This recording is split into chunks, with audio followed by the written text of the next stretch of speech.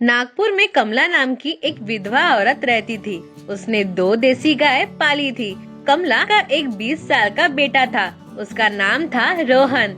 हर सुबह कमला उसे सुबह सुबह उठाती और गाय का दूध निकालना सिखाती।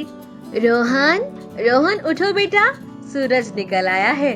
उठो जल्दी और गाय का दूध निकालो, मुझे दूध बेचने गाँव भी जाना है।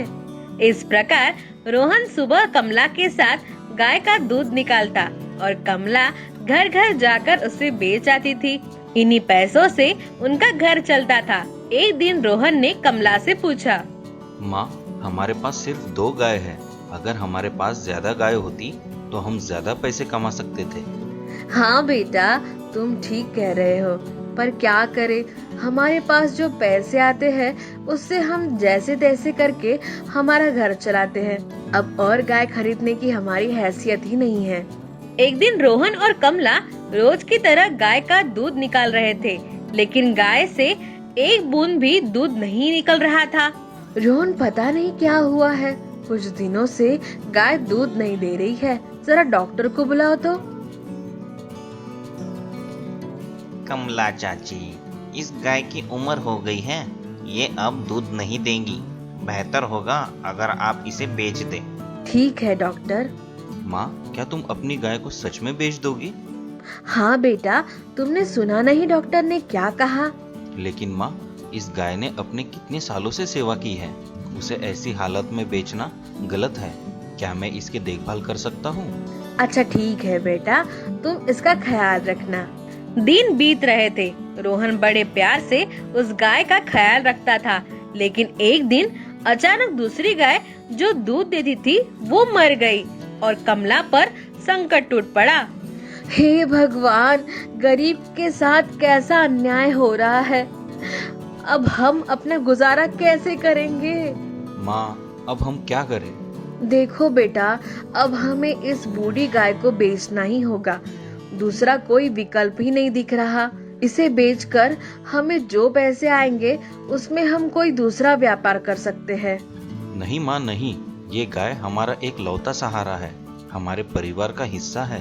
हम इसे नहीं बेचेंगे। मैं कुछ नौकरी धंधा ढूंढ लूंगा, आप चिंता मत कीजिए। रोहन ने दूसरे ही दिन से काम धंधा शुरू कर दिया। एक धनवान आदमी के पास उसे गाय का दूध निकालने का और उसकी गाय संभालने का काम मिल गया। रोहन रोज उनकी गाय का दूध निकालता और उसे बाजार में बेच आता और पैसे मालिक को दे देता। लीजिए सेठ जी, आज के पैसे, मुझे मेरी तनख्वाह दे दीजिए, मैं निकलता हूँ। इस प्रकार वो अपना घर चलाने लगा। एक दिन जब वो अपनी बूढ़ी गाय को घास खिला रहा था, तब उसे अजीब सी आवाज सुनाई दी। आवाज सुन के रोहन डर गया और यहाँ वहाँ देखने लगा। रोहन, देखो बेटा, यहाँ देखो, जिसे तुम रोज खाना खिला रहे हो, मैं वही बोल रही हूँ। क्या? हाँ देखो, मैं एक जादुई गाय हूँ और तुम्हारी सेवा से संतुष्ट हूँ। मैं तुम्हें रोज एक बूंद दूध दूंगी। बूंद तुम जिस भी बर्तन में या पतीले में डालोगे वो पूरी तरह से भर जाएगा। ये बात सुनकर रोहन बहुत खुश हो गया। अगले दिन गाय से वो एक बूंद दूध लेकर घर के भीतर गया और वो बूंद उसने एक पतीले में डाल दिया। कुछ ही क्षण में वो पतीली ताजे दूध से भर गई। ये देखकर कमला फूले न समाई। बस उसी दिन से रोहन गांव-गांव जाकर दूध बेचने लगा। धीरे धीरे उसका व्यापार बढ़ गया। उसने बहुत सारी गाय खरीदी। अब वो और कमला खुशी खुशी अपना जीवन व्यतीत करने लगे।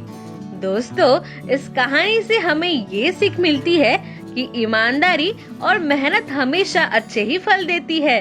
तो दोस्तों, आपको ये कहानी कैसी लगी, ये हमें कमेंट बॉक्स में कमेंट करके जरूर बताएं। और हाँ, हमारे चैनल को लाइक, शेयर और सब्सक्राइब करना ना भूले। तो चलिए दोस्तों, अगली बार फिर मिलते हैं एक और नई कहानी के साथ। तब तक के लिए goodbye. Stay home, stay safe.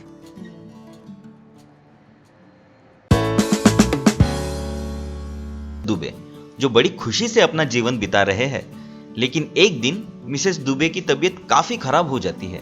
ये देखकर मिस्टर दुबे उन्हें हॉस्पिटल ले जाते हैं और उनका चेकअप करवाते हैं और सारी रिपोर्ट्स देखकर डॉक्टर कहते हैं, मिसेस दुबे, आपके शरीर में खून की मात्रा काफी कम हो चुकी है। अभी आपको 2 महीनों की आराम की जरूरत है।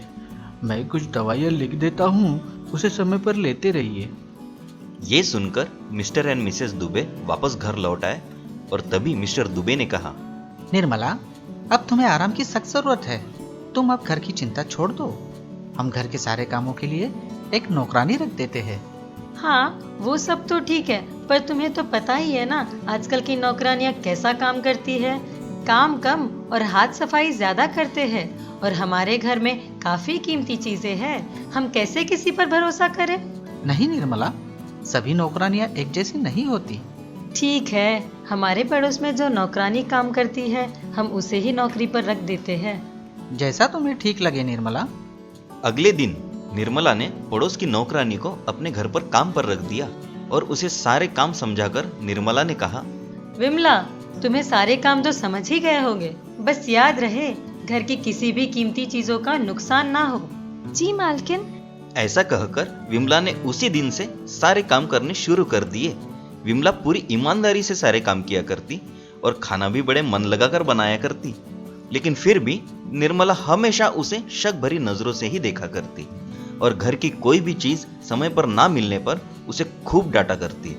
एक बार की बात है, विमला ने निर्मला को बिना बताए ही 3 दिन की छुट्टी ले ली और ये देखकर निर्मला ने मिस्टर दुबे से कहा, देखो जी, मैंने कहा था ना आजकल की नौकरानियां ऐसी ही होती है। विमला ने भी अपने रंग दिखाना शुरू कर दिए हैं। अभी तो उसने बिना बताए ही 3 दिन की छुट्टी ले ली और हमारे घर से चांदी की कटोरी भी गायब है। मैं तो सोच रही हूँ उसे नौकरी से ही निकाल दूं। निर्मला, तुम खामखा चिंता करती हो। यहीं कहीं रखी होगी, मिल जाएगी।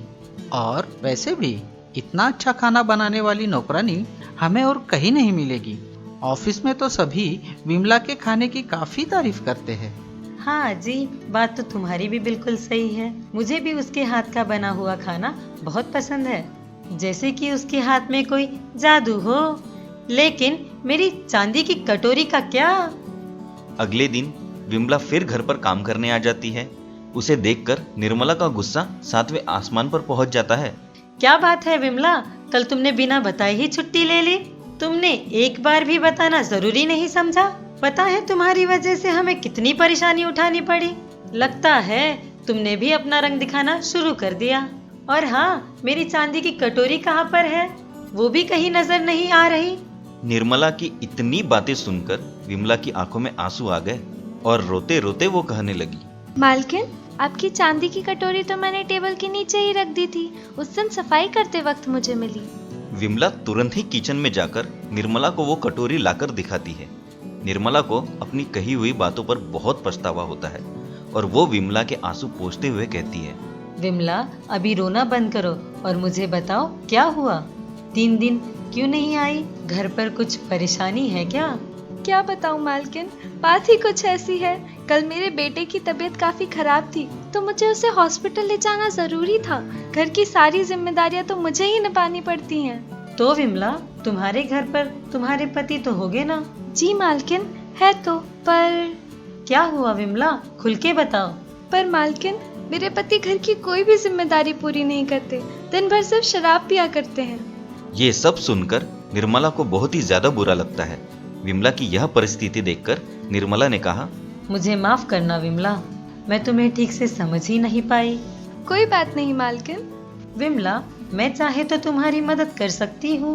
वो कैसे मालकिन? तुम बहुत ही अच्छा खाना बना लेती हो।